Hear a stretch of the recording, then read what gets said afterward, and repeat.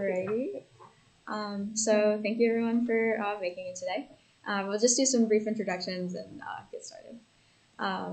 Okay, so my name's Annika. I'm a third-year CSEC major here.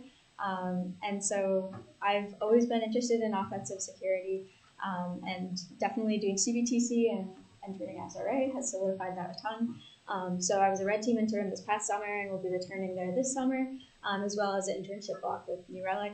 And so during my time at SRA, I've been a part of a wide range of pen tests, from internal, external, extranet, and cloud, for Fortune 500 companies, so banks, manufacturers, hospitals, and other financial institutions.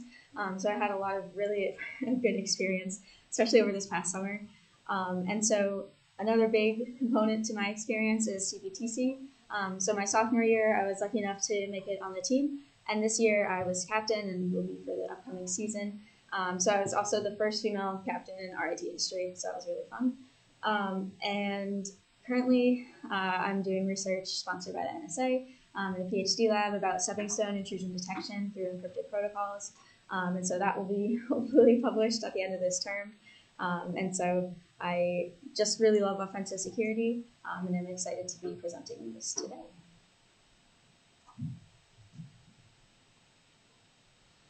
Hi, I'm Kyri. I'm a fourth-year CSEC BS MS student. I also was on the CPTC team last year, and I competed this year as well. I work as a pen tester at IBM X-Force Red. Started that last summer. I'm currently doing it part-time and will continue in the summer. I'm also in the RIT Linux users group and gymnastics club. Some of my hobbies outside of security involve primarily shopping, also climbing, growing plants, painting, and reading. And my contact information is there if you want to talk to me. Okay, so before we get into this, how many people here have participated in some form of pen test or exercise like that? Awesome. Okay, cool. So a good range. This will be just an overview. We'll dive into certain topics, but it's really just to give everyone an overview. So what is a penetration test, and what is pen testing? So basically, it's the practice of authorized hacking to find security vulnerabilities in client systems before malicious hackers find them and exploit them themselves. So it's a security audit.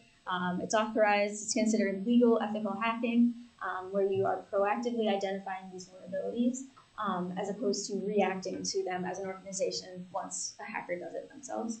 And so you use the same hacking techniques that criminals would use, but you use it to boost the company's security posture. And another huge component of pen testing is the documentation of these discovered vulnerabilities, and then to present these findings through reports to your clients. And so it's made up of a team of ethical hackers ranging 2 to 3, sometimes more, depending on the firm. And essentially, you're breaking into the systems just like a real attacker would. So you're identifying ways that attackers could escalate their access or disrupt services. And so finding weaknesses before the bad guys do. And so the pen tests are a really good way to see if an organization's security controls are properly implemented. And so it's a really good time to validate XYZ security controls that they may say is implemented, but you might be able to prove otherwise and help them on their way to implementing it properly.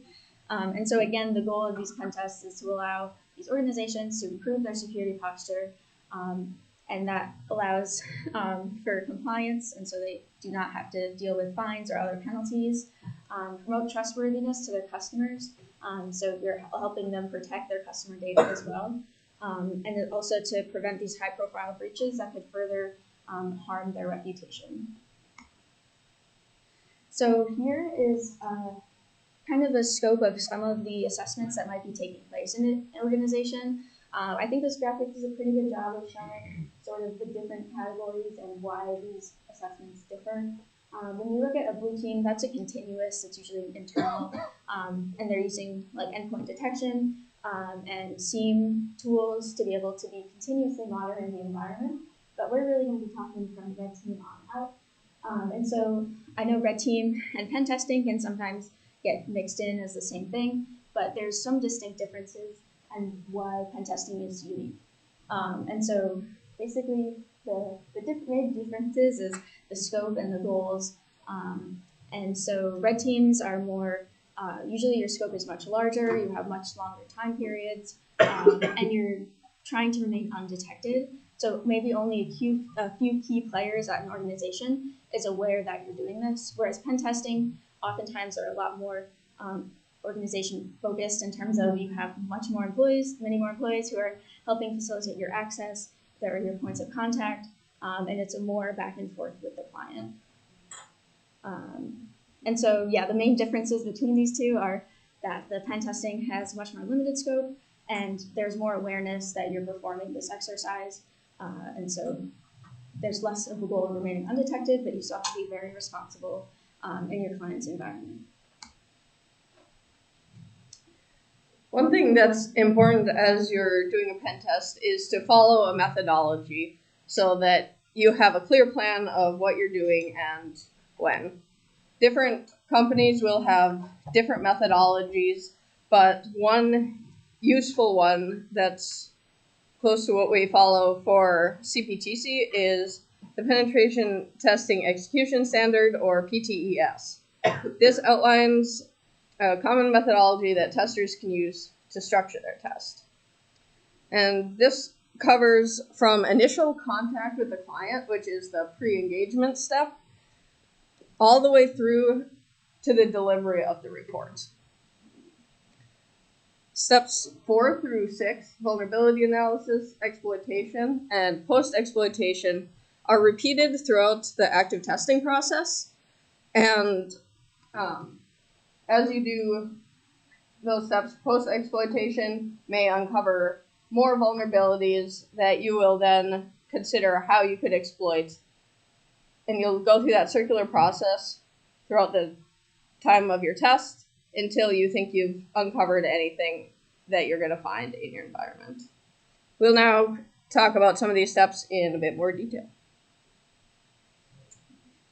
Okay, so pre-engagement happens before you even lay hands on keyboard, and these are really important things to get out of the way with your client to avoid some liability, legal issues, as well as timeline and other concerns. So the first thing you're going to want to do is define your scope, and this really clarifies the objectives of the penetration test. So what's included, what's excluded from the scope, system and assets that should be tested versus not. And this could span whole networks, certain infrastructure, certain applications. It can be as granular or as wide as the client would like. And so the next thing we need to do is identify our stakeholders. And this is where we determine the stakeholders and their requirements. Understanding their customer base and then any regulatory bodies or compliance frameworks that might apply to their decision making. The next thing is setting the rules of engagement. And so this is where we just agree on the rules of the engagement. So what systems can be accessed and data, what testing will take place, and what types of testing will be conducted. And so we need to define these testing activities, tools and techniques, and also types of exploits that are permitted within the environment. And this is because as pen testers, we are in their network, usually just as a normal user, and we're using their infrastructure for our testing.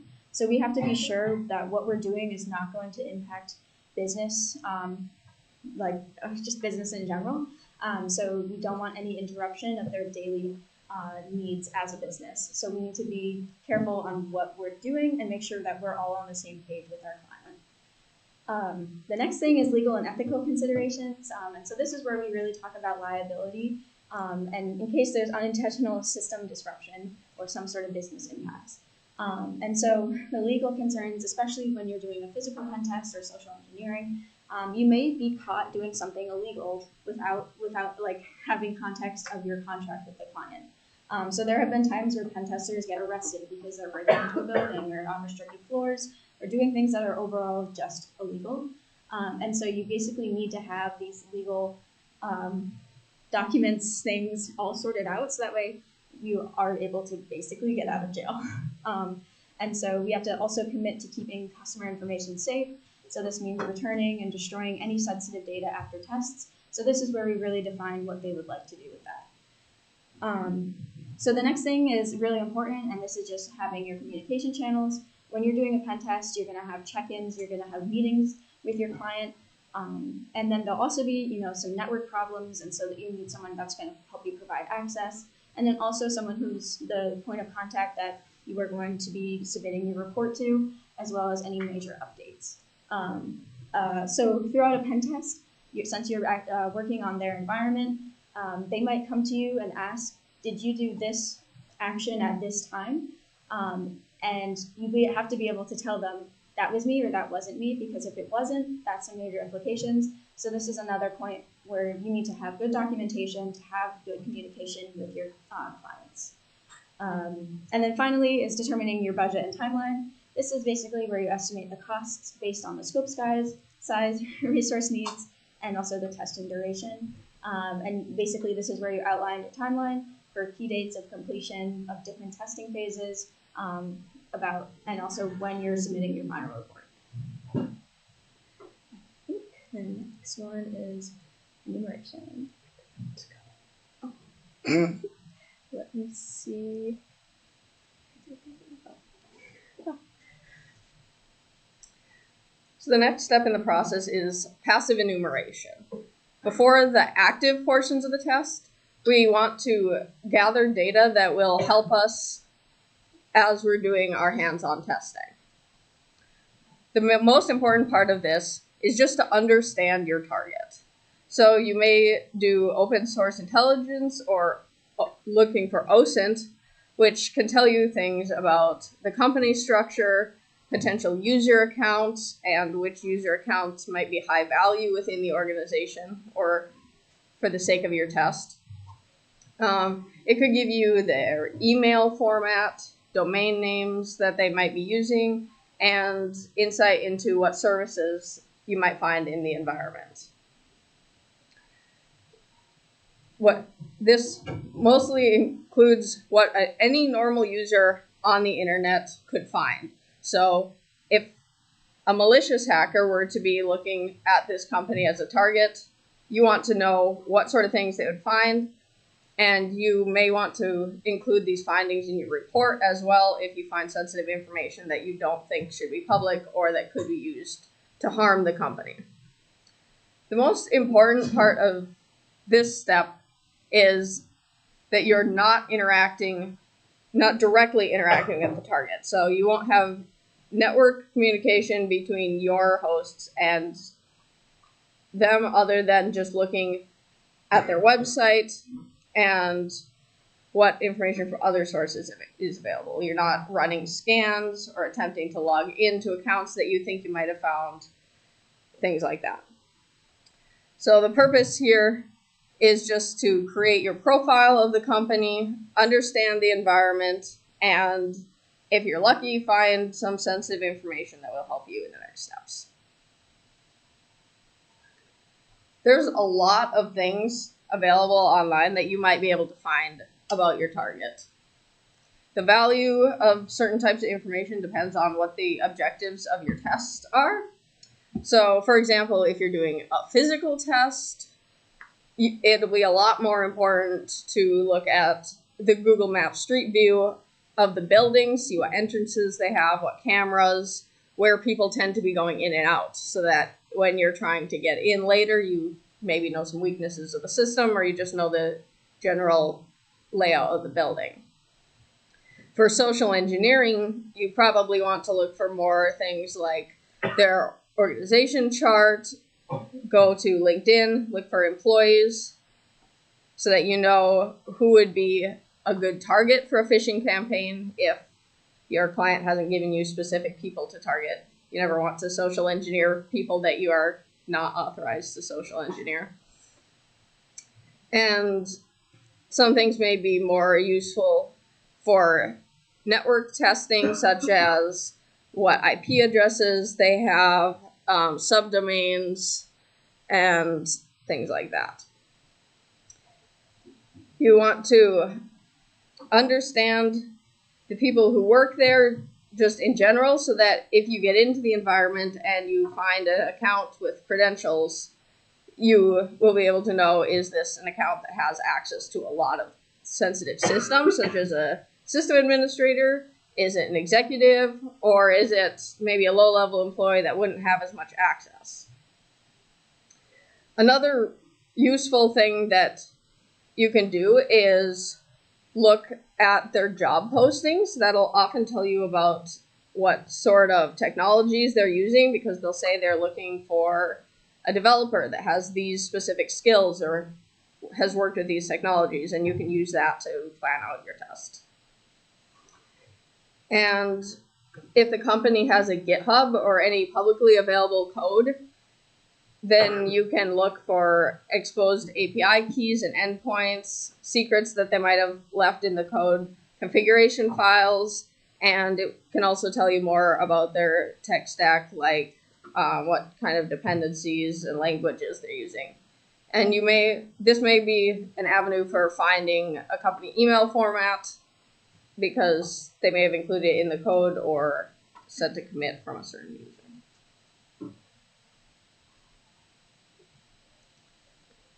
So while you're doing passive enumeration, there's a number of tools you can use. Frameworks such as the OSINT framework and Multigo can help you visualize the information that you've gathered about your target and provide guidance on other places to search. OSINTframework.com provides links to a bunch of different sites where you can search for people by their email. You can find public records. It also links to search engines and more specialized search engines, like for forums and things like that. Yeah. OSINTframework.com, half the way through that. It was last updated like big update 7 years ago, so it's like 50% of it's still working. Yeah, these aren't always the most accurate or the most helpful, but if it is part of your workflow or can uncover more information, you may want to look into it. Neither of these are things that we used as part of CPTC, and I don't think I use them at work or any testers really do either. It's just a suggestion if you're interested. Multigo is another one that lets you graph data that you found and find connections between them. And then lots of information can be found through targeted Google searches, also known as Google dorking. You can look for specific file types, including or excluding subdomains. So if you want to look for things that might be on a certain site, but you exclude the www subdomain and maybe some of the other common ones, then you could uncover ones that don't come up as high in the search results, but might be more interesting for your purposes.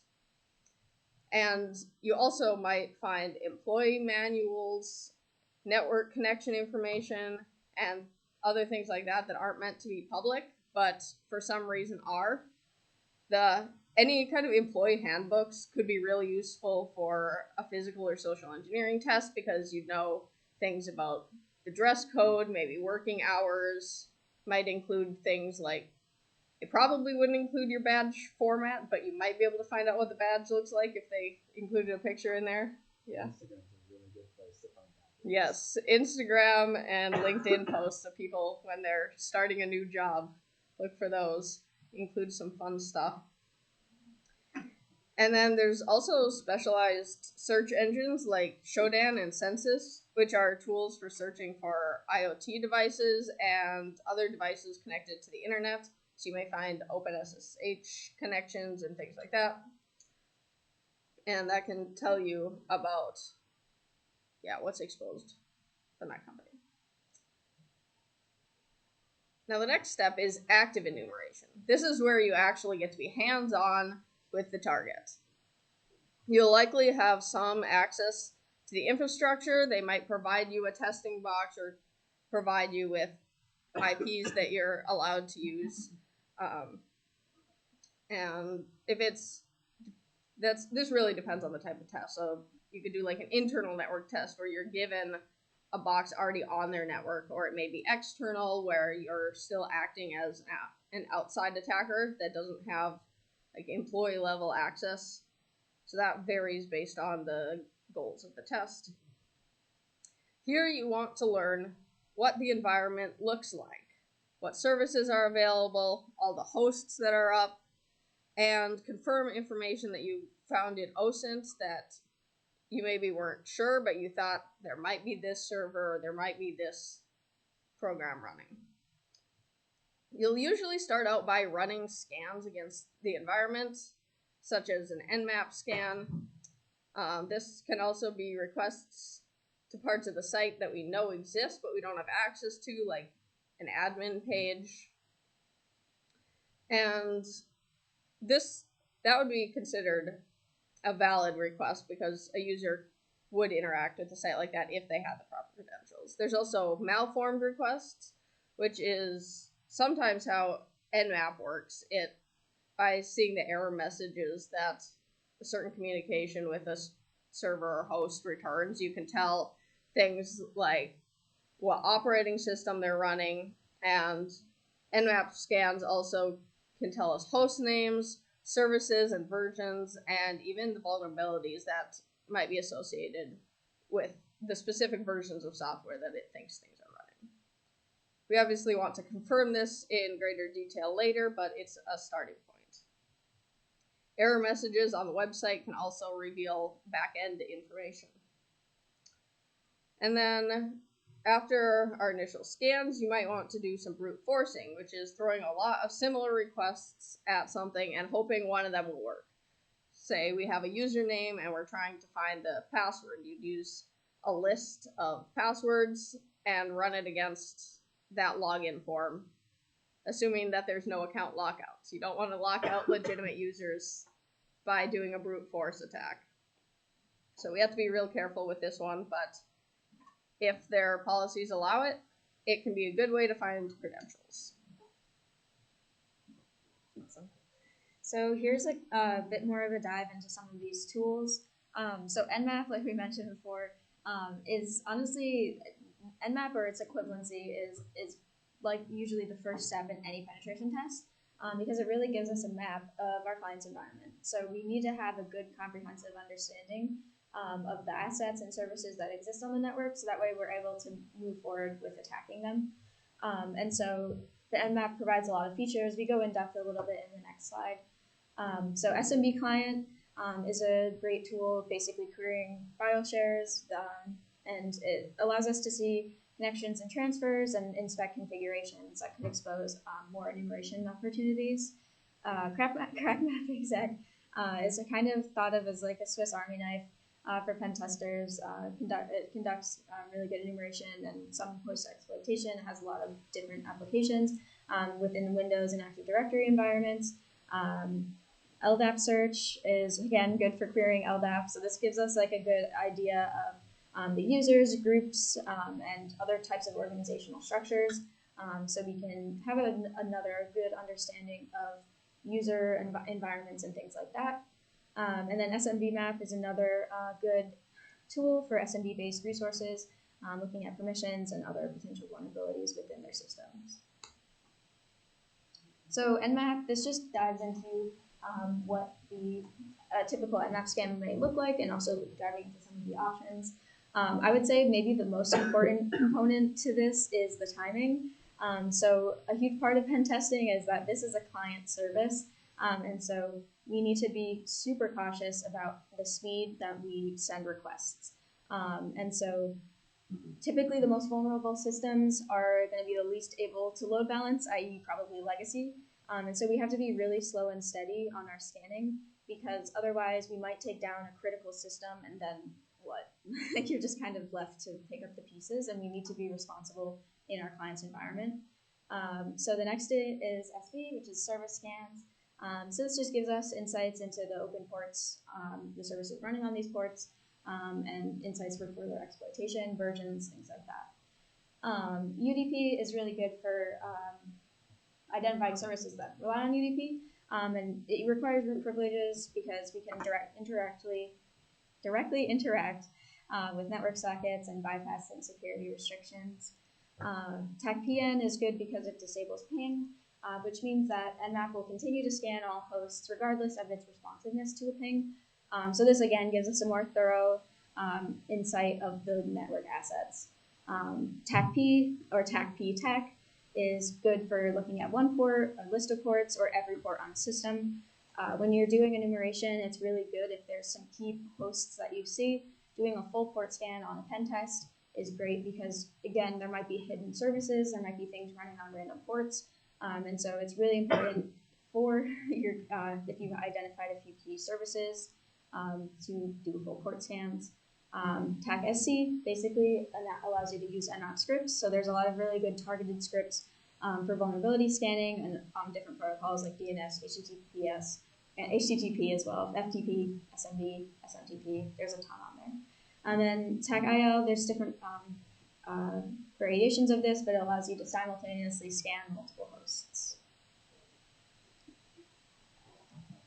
As Annika mentioned, one of the most important things when setting up your scans and their speed and just checking what you're doing in general is to be really careful inside your client environment. Oftentimes you'll be testing in their production environment. You don't want to disrupt their ability to make money from customers, their employees' ability to work. So be careful not to be making too many requests and do a denial of service, or making bad requests that will have unintended consequences, like crashing something that responds poorly. And don't lock out real users.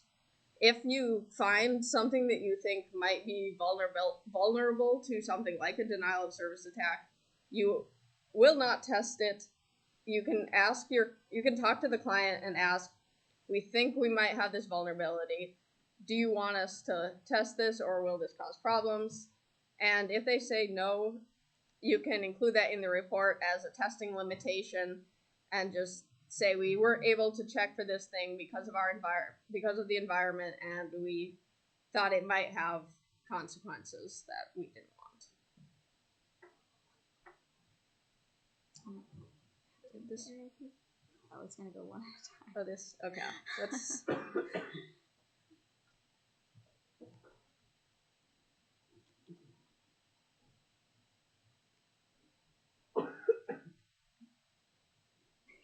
Okay, there we go.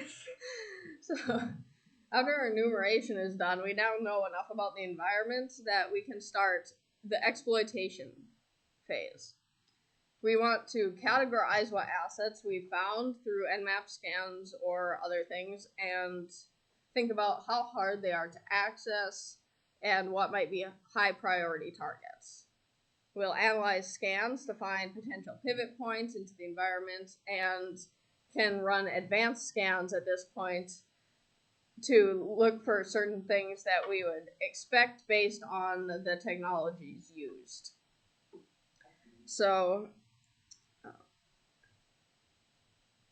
if we're testing a web application, OWASP has a great list of vulnerabilities that you might find, the OWASP top 10, and you'll want to check for all of these. This includes things like SQL injection and broken access controls. You also want to look for any servers in the environment that look like they aren't really being used anymore, or there are services running that have default credentials. And these are things common to both an external and an internal test, but on an internal test, since you have more access to the environment, you'll see more things. So you'll want to do password spraying, which is instead of testing a bunch of passwords on one account in a brute force attack, you test the same password or very short list passwords across all accounts in the environment. This can prevent account lockouts, but still could get you a valid set of credentials. In an Active Directory or Windows environment, you can obtain user hashes that can be used to log in and either just use the hash or crack the hash and uncover their password. This is done through techniques like ASREP roasting and Kerber roasting. And like I mentioned, you can do pass the hash, which is just using the user's hash to log in rather than their password. In order to get some hashes and credentials, you can do a man-in-the-middle attack, which is done with a tool called Responder. You essentially trick the user's computer into sending their authentication to you, and instead of the domain controller, and then you have their hash. And if you find certain things the Nmap tells you this might be vulnerable to a certain exploit, then you can use exploits already written through Metasploit and fill in the information specific to this environment. This can allow you to exploit things that you found. Obviously, don't run code that you don't know what it does, so you want to look at the exploit and make sure it's actually doing what you think it does before you run it. And just checking for service misconfigurations, like ASREP roasting can happen if you don't require pre-auth set for a user. This is disabled by default, but if for some reason you turned it on for a certain service, this would be counted as a misconfiguration because it allows you to more easily obtain user password hashes.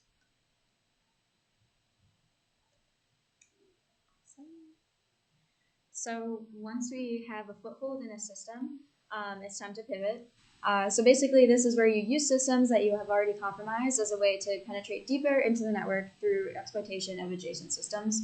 And so one of the first ways, and we talked a bit about it in exploitation as well, is weak credentials. So it's very common in these client environments to find old reused passwords, and they can be pretty widespread. So password spraying, like Kyri said, is trying a single or a group of passwords, small group, against all of the users that you were able to find.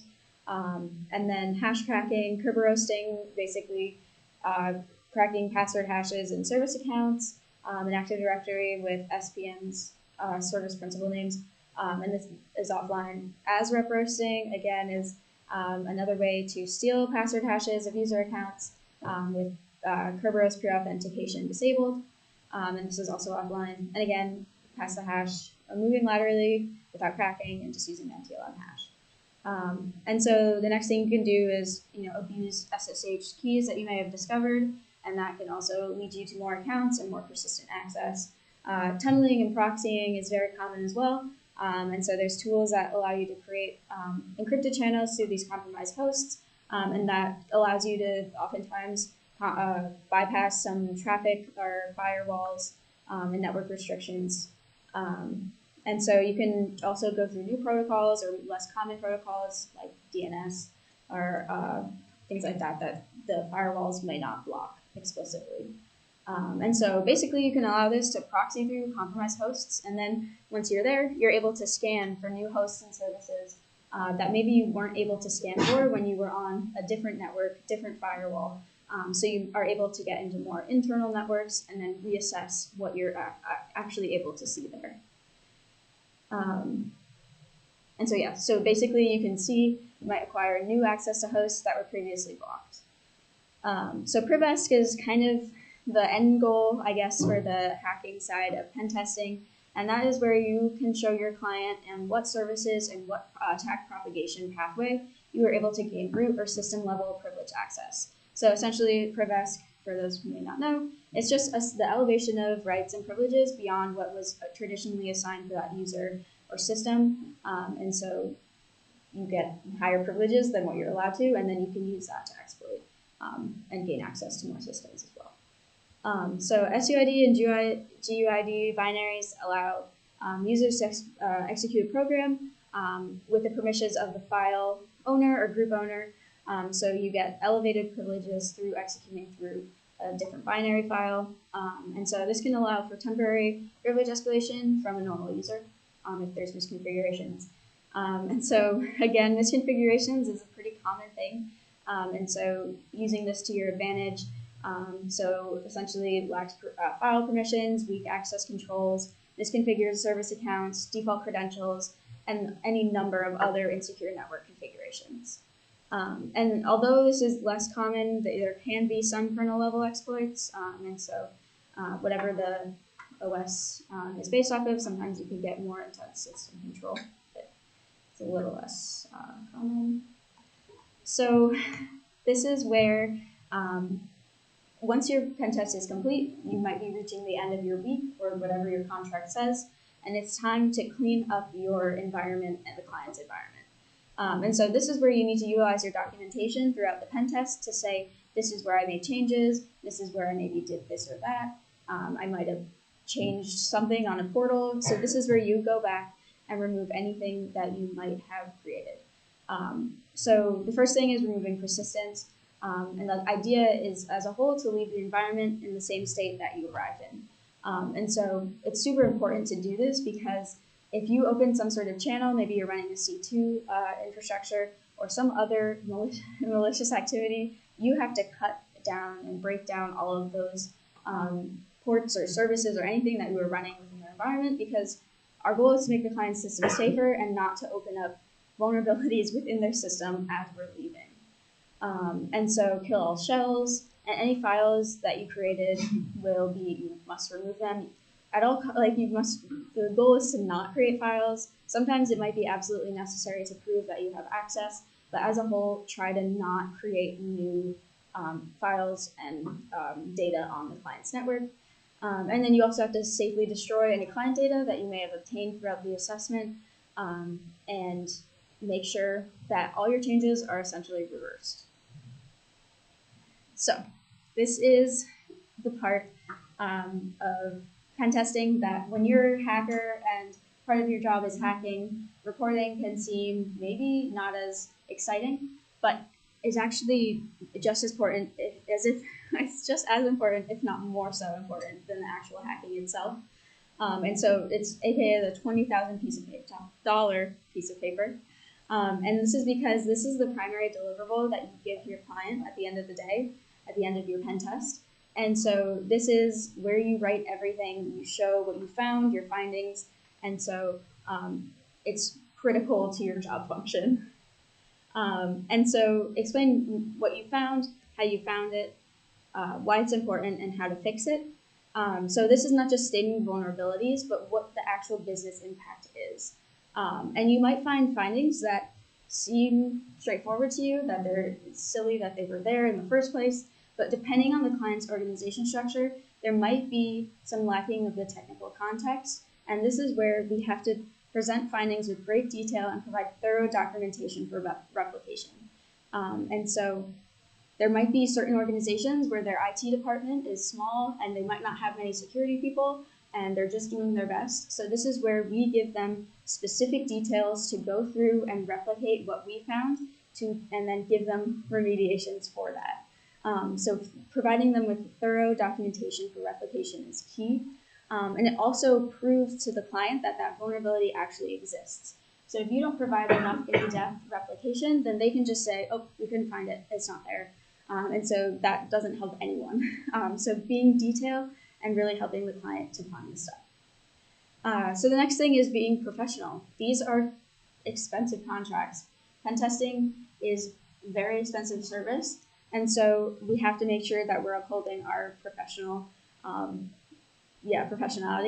And so we have to have respectful communications with clients and be considerate of where the clients are coming from, their perspective. And engagements reflect the reputation of both you and your firm. So being professional and keeping, really just being there to help your client. Another huge thing is in reporting is keeping confidential data confidential. And that includes redacting any sort of sensitive data within the report, because we do not want to make their environment more vulnerable after us. So it's all about improving their security. So it's about the client, help the client. Don't be judgmental of the client and our security findings. Instead, this is where we provide the detailed documentation to help them, rather than maybe break them down in some ways. So this consistent communication with the client is critical throughout the engagement and remediation process to keep that relationship strong. And at the end of the day, clients remember how you made them feel. So on our best day as pen testers is the client's absolute worst day. The day that we find the most exciting things, gain root access, highest privileges possible, and can move through their environment with ease. That is their worst nightmare. So we have to be really considerate of that and basically build up clients about their security posture and really be there to provide them the help that they need instead of, maybe breaking them down. And so we just have to be very aware of that. And what is super fun for us is not going to be very fun for them. And that's also where we need to include maybe some positives that we saw in their environment and kind of building them up that way. So we're going to just dive into the report structure a little bit briefly. And so basically the first part of any report is going to be your executive summary. And this is one of the most key aspects of the report because this is for high-level executives. It is non-technical, and it is basically where you tell the executives to prioritize our technical findings in their business, basically meaning where they should put their money. And so they don't have much time, they are busy, and they are not technical. So these are like the key items that going into the executive summary. So we need to make it brief, and we need to show how our findings are impacting their business and where to put the money. So project overview and methodology, different firms, our team, CBCC, has different methodologies. So this is where you kind of define that, and you talk about the scope and the project overview. The next thing is the finding summary and remediation summaries. So this is where you might show your 3 key positive findings and 3 key biggest security findings in terms of improvement, and as well as maybe our 3 key remediations based off of our findings. The next thing is going to be our statistics and metrics. So depending on what we find and depending on the environment, there might be certain statistics or charts that we might make based off of our findings, like vulnerable hosts, certain passwords that were reused the most, and also like services that were vulnerable. There might also be some mapping of MITRE ATT&CK framework and different things like that. So finally are the findings. And so there's 3 main categories to this part of the report for each finding: the description, impact, and remediation, which we've talked about a bit. Description is just going to tell them what this vulnerability is and how it kind of intertwines with their environment. Impact is how this vulnerability will impact their business. And remediation is about how can they fix this. So those are key things, and being very descriptive in those is important. So we're going to briefly go into what remediation isn't, and it might be easy on a report to say, just upgrade it, just patch it, just turn it off. And what we have to know as pen testers is we're going in for a week, 2 weeks, maybe 6 weeks max, and we are seeing a snapshot of their business. And so while we might think we know X, Y, and Z, we are seeing a snapshot. And so when we say things like that, it lacks that business and professional context. And so maybe they have a super vulnerable system, but it could be their entire critical infrastructure for their business. And this has been seen in a few pen tests where they just have something very vulnerable, but they can't just turn it off. So saying something like that is not productive. So it's about helping the client in productive ways.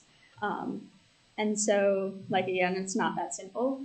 We can't assume a client's infrastructure. So they might have some really old legacy services, and other considerations would be budget, personnel, and time. So it might be a smaller organization, it might be an organization that can't prioritize security as much with their budget or actual personnel, or it could be that they have a very small team and don't have a ton of time to constantly be fixing all of these things. So it's usually not that simple, and there's usually some reasons as to why it might look this way. So it's about meeting your client where they're at and understanding a deeper context of where they're at in their environment.